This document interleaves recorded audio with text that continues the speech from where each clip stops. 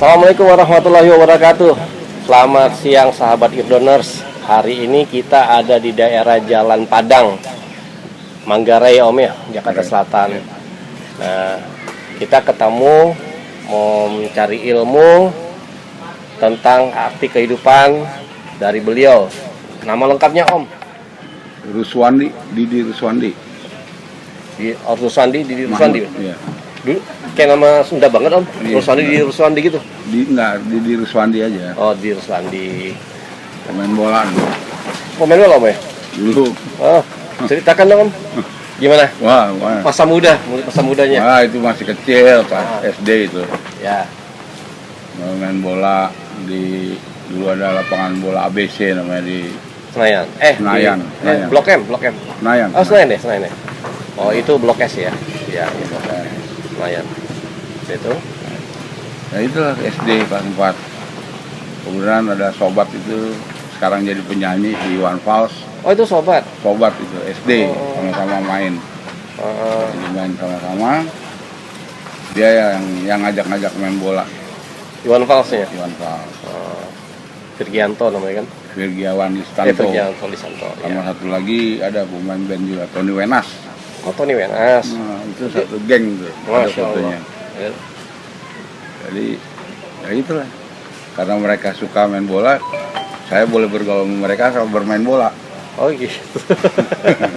Kalau enggak boleh masuk geng Menteng, namanya dia anak Menteng. Kemudian ya deket tangga sih kita. Ya gitu, cuma sekelumit di SD-nya aja. Berarti selepas itu gimana Om? Selepas itu Pernah kerja di mana aja? Kayak Om berderet kan? pertama saya kan lulus arsitektur ITENAS. Dulu Akademi Teknologi Nasional. Tapi nggak sampai, karena di situ akademi, cuma sampai tingkat akademi. Saya keburu nikah, pindah ke Jakarta tahun 86, balik lagi ke Jakarta. Usia berapa tuh? 86 ya 36 tahun. Oh, lama dong. 26 tahun. 26 tahun pindah ke Jakarta. Kemudian Di Tebet itu? Istri Tebet. Kemudian istri lagi mau ngelahirin anak pertama. Dan itu saya ikut kerja sama perusahaan Cina yang subkon dari jalan tol yang pertama kali di Indonesia itu di jalan dalam kota. Dan kemudian dapat section dari Polda sampai di Tomang. Di perusahaan KDC, Korea Development Corporation, sebagai subkon di situ. Terus mungkin karena saya juga menanamkan kepercayaan sama orang, saya berlaku jujur pada dua perusahaan itu. Tapi ya namanya Korea, saya dianggap bisa kerja, saya ditarik lah. Kamu di sini aja untuk perlengkapan, walaupun tidak masuk dalam perusahaan, jadi ada perusahaan bayangan. Saya suruh bikin guardrail itu pembatas pinggiran jalan tol itu. Padahal yang punya bahu jalan itu ya? Bahu jalan tiangnya, guardrail. Udah dari situ saya bangun sepanjang itu aja, kira-kira berapa kilo tuh, hampir 2 kilo. Dari situ saya dikasih kepercayaan, terus mereka bikin lagi usaha pindah kontrak selesai itu, pindah ke Serang untuk lapis jalan. Nah, karena si orang direktur keuangan Korea ini percaya sama saya untuk cari barang apa segala macam, saya ditarik lah ikut sama dia. Hampir 3 tahun, dari 86, 89, 90 terakhir. Jadi tahun 90 itu ada kesempatan kerja di instansi DKI untuk ngurus geraha wisata di Kuningan. yang sekarang ada Sunan Brojonegoro sebelahnya itu, dulu ada Diklat Provinsi. Nah kebetulan di situ ada Geraha Wisata mahasiswa, ya kan. Nah, kemudian karena hobi juga main bola, ya di situ ada Diklat PPLM namanya, Persatuan Mahasiswa, sepak bola mahasiswa untuk seluruh mahasiswa. Jadi untuk ngelola situ bantu teman, kebetulan udah bukan teman, sudah jadi kayak keluarga itu. Dia ngelola di situ, saya suruh megang maintenance buildingnya, suruh ngawasin. Jadi kayak perbaikan apa semua, AC, kamar mandi. Tahun berapa tahun? Tahun 90. Tahun 90. Dari situ saya kerja terus tahun 91 saya ditarik ke pariwisata untuk jadi pengawasan pariwisata. Jakarta mana, Om? Jakarta, saya di Jakarta terus tuh. Nah, dari situ saya kerja sampai berapa tahun? 3 tahun dapat tugas luar. Saya belum dapat tugas luar, saya dipindahin lagi ke Wisma Jaya Raya yang di Puncak. Pernah tahu kan? Ada DKI punya itu. Ya. Kemudian itu suka dipakai DPRD. Saya ikut situ 1 tahun 6 bulan untuk pembenahan manajemennya, karena saya kebetulan suruh pegang MOD, jadi Minor Operating Department. Jadi manajer itu minor, jadi untuk ngawasin semua kegiatan di hotel, di resort Bangladesh dia untuk ngawasin kegiatan itu dan maintenance-nya, termasuk kolam renang saya awasin, pegawai. Jadi ya alhamdulillah saya suka pegawai kerja gitu. Iya. Kerja warawiri tapi kerja. Saya kan nggak bisa kerja di kantor. Udah nggak betah. Nah, dari situ saya terus selesai, situ udah beres, diambil alih itu sama DPR, disuruh jual ke swasta. Karena penjualan swasta itu saya ditarik lagi ke pariwisata untuk bidang pengawasan diskotik seluruh Jakarta tuh. Jadi tengah malam terus dong. Nah itu. Tapi ya suka, cuma ya gimana ya, namanya nyari duit, kita yang penting halal lah. Saya tidak mau berbuat. Waktu dunia malam kayak gitu, pernikahan aman namanya? Alhamdulillah aman. Wah, hebat. Alhamdulillah aman. Karena saya ini loh, kasih tanam kepercayaan bahwa saya ini tidak mau berbuat apa-apa, dan saya pegang. Tidak. Cuma kalau minum itu yang kalau orang namanya nawarin, kalau nggak itu dalam dunia itu kan. Cuma saya pikir-pikir nggak selamanya begini. Iya. Itu sampai dari tahun 96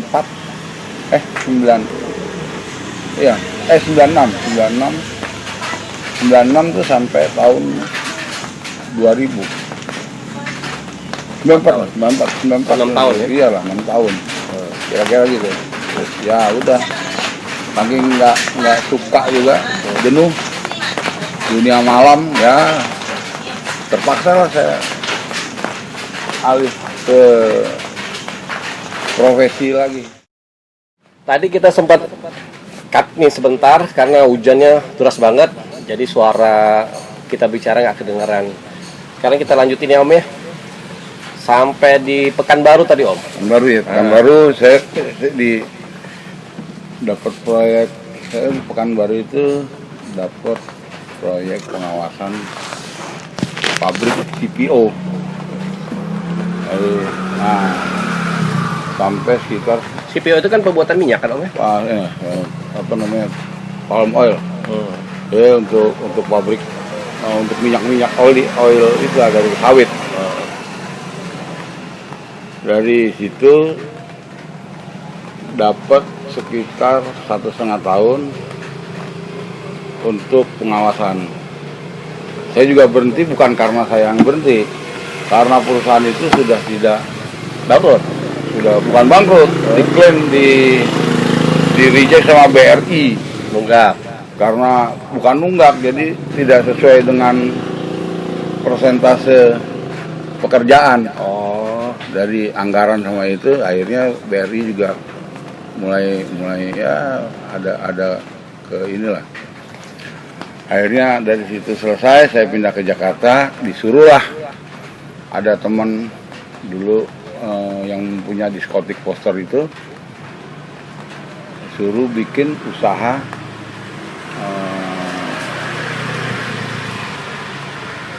ayam bangkong, jadi soto ayam. Itu yang dari Semarang, franchise Semarang. Kebetulan saya disuruh megang usaha itu di Kemang. Di Kemang, ya cukup lama juga, hampir 2 tahun lah. Itu pun berhentinya karena tempatnya mau diambil alih sama Kodam. Karena itu tanah milik Kodam yang dikomersilkan. Di daerah mana tuh, Om? Daerah Kemang. Namanya Kemang Food Festival. Dulu terkenal lah, tahun-tahun 2000-an tuh. Sampai situ terus tutup, saya ikut kerja sama orang, saya pindah lagi kerja. Ini nih pengalaman yang terlalu banyak pekerjaannya. Saya kadang-kadang orang-orang bingung, lu kerjanya apa sih? Kok semua bisa dikerjain ya? Kan hidup penuh warna, Om. Jadi itu makanya saya bilang begitu dia. Ya tapi mereka orang profesional, kali beda sama saya ya. Kalau saya nggak profesional tapi senang dengan pekerjaan. Yang apalagi yang baru-baru lah. Ada motivasi baru kerja saya bikin, ikut. Itu sampai tahun berapa, 2004. Terus saya pindah ke Kalimantan tuh, bikin ada keluarga kakak paling tua, kakak ipar paling tua, ada tambang. Punya kafe, Om? Punya kafe sendiri di sana? Kafe, dia ada kafenya, ada di Penajam. Kafenya besar, Penajam tuh, yang sekarang kalau nggak salah mau dibikin ibu kota negara. Kok berhenti, Om? Hah? Kok berhenti? Waktu itu usaha itu udah mau dijual sama kakak saya, mungkin ya mau dijual, udah dia mau beralih ke ngurus anak itu sekolah pesantren. Jadi dia udah nggak mau kerja itu, terlalu capek, mungkin umur juga kan beda jauh sama saya. Jadi dia berhenti, dia usaha mau bikin pesantren tahfiz Quran lah di Bandung. Udah dari situ ya saya mulai hilang tuh, nggak ada pekerjaan lagi. Jadi warawiri aja, ada pekerjaan apa? Kalau orang Indonesia bilang dulu namanya PT Anda ingin apa? Palu Gada. Tapi saya juga di situ justru banyak hubungan sama teman-teman yang udah lama, yang toto SD baru ingat, oh ini. Nah, itu saya seneng pergaulan, saya senang bergaul. Banyak teman, enak ya, Om ya? Waduh, itu silaturahim yang paling menenangkan hati saya. Walaupun terpuruk bagaimana, yang penting saya banyak teman, itu aja prinsip saya. Ada istilah kayak gini, Om, apa ini benar atau enggak, Om? Kadang itu teman itu yang membantu hidup kita dibanding saudara kita. Betul, itu betul sekali. Betul ya, Pak? Betul. Kadang-kadang teman jahat itu ada kebaikannya. Teman yang jadi penjahat itu ada motivasi yang baik yang kita bisa ambil. Jahatnya jangan. Itulah pertemanan. Jadi kalau keluarga belum tentu bisa, mana mungkin keluarga bisa mikirin kita. Dia mikirin dirinya aja, dia udah takutan. Ya kan? Nah, itulah. Itu yang banyak saya dengar seperti itu. Makanya saya teman saya bisa pilah. Saya ada teman satu namanya Habib Muhammad Idrus Alatas. Itu juga sama dengan Hendra. Ini yang punya rumah saya di Jalan Padang nih.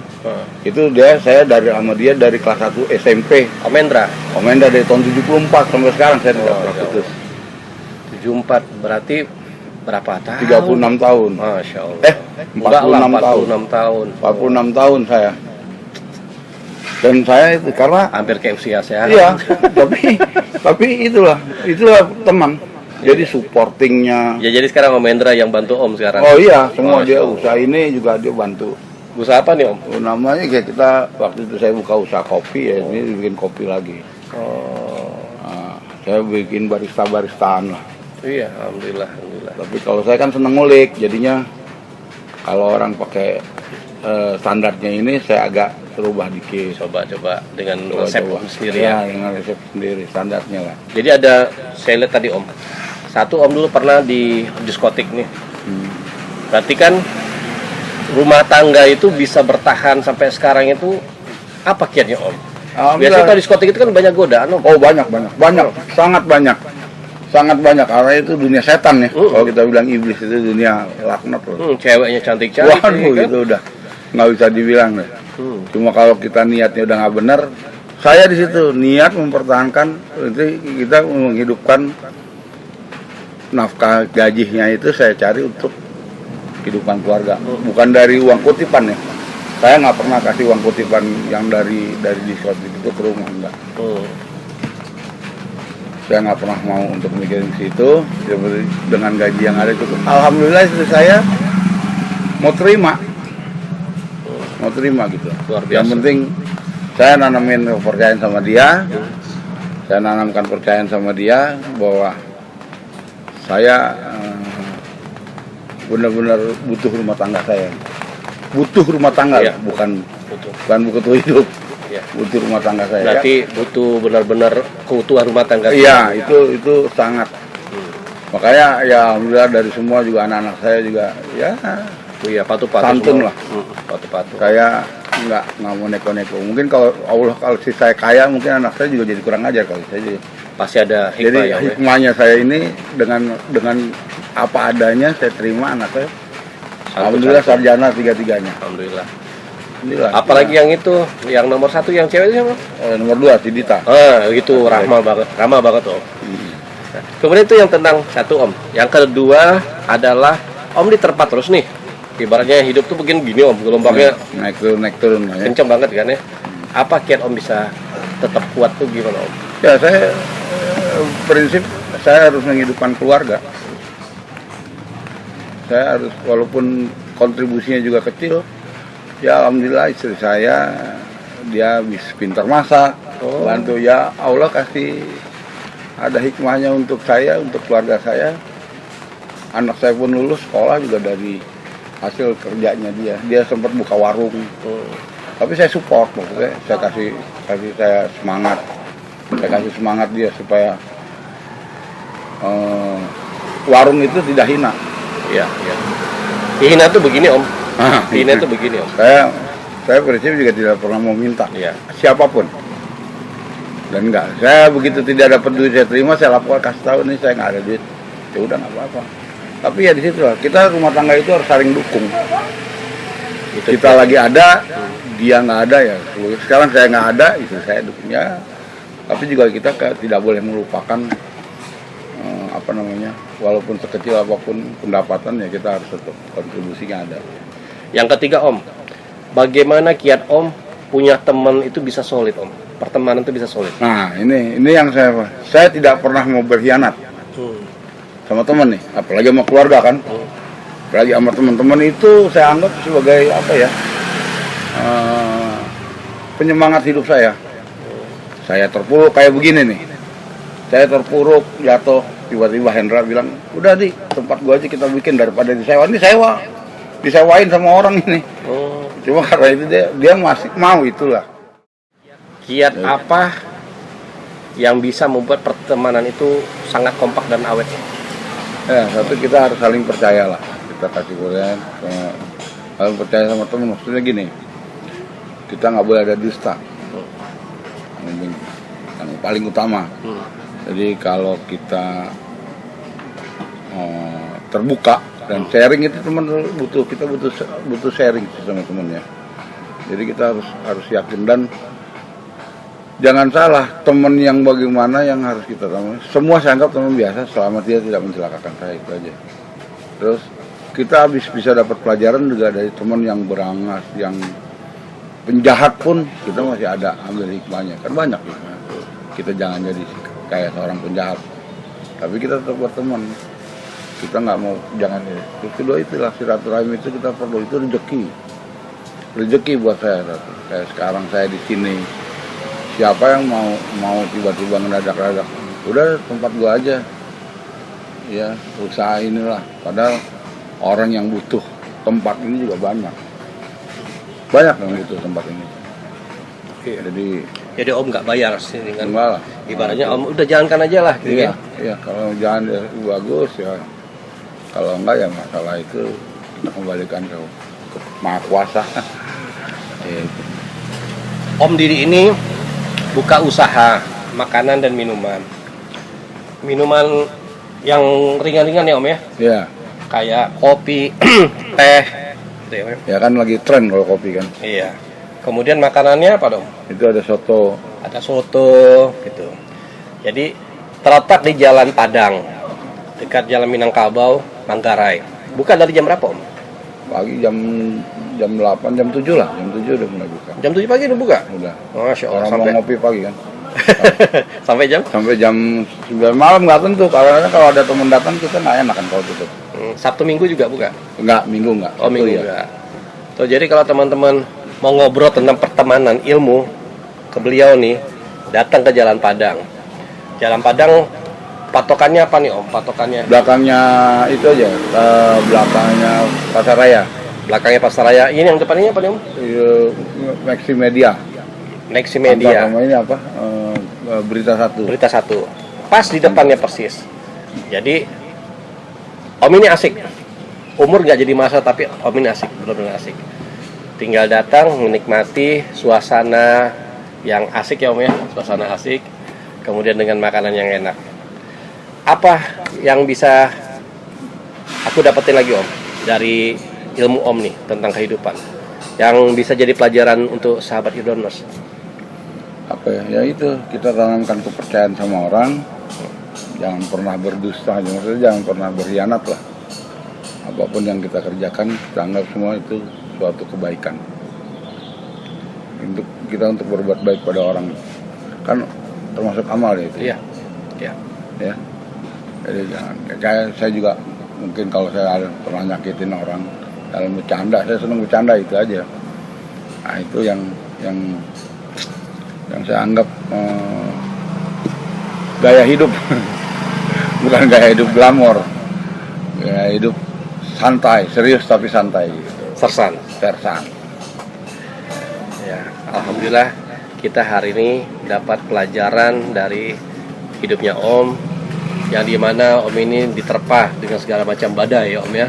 Tetapi tetap kuat di dalam keterpurukan Om saat ini. Ternyata teman yang mengangkat Om. Oh ya, betul. Jadi jangan pernah melukai perasaan teman ya Om ya. Iya. Jangan pernah menurut saya perasaan Jangan. teman, karena suatu saat bisa jadi dia akan membantu kita ya Om ya. Iya, itu betul. Karena itu lah, teman itu kita belum tentu keluarga mau mikirin. Hampir jarang. Ya, alhamdulillah. Makasih banyak Om atas ilmunya hari Ya, ini. terima kasih, alhamdulillah. Tetap semangat. Amin. Om tetap maju. Amin. Apa yang impian Om juga sama keluarga juga tercapai. Amin. Wabillahi taufik wal hidayah. Assalamualaikum warahmatullahi wabarakatuh. Waalaikumsalam warahmatullahi wabarakatuh.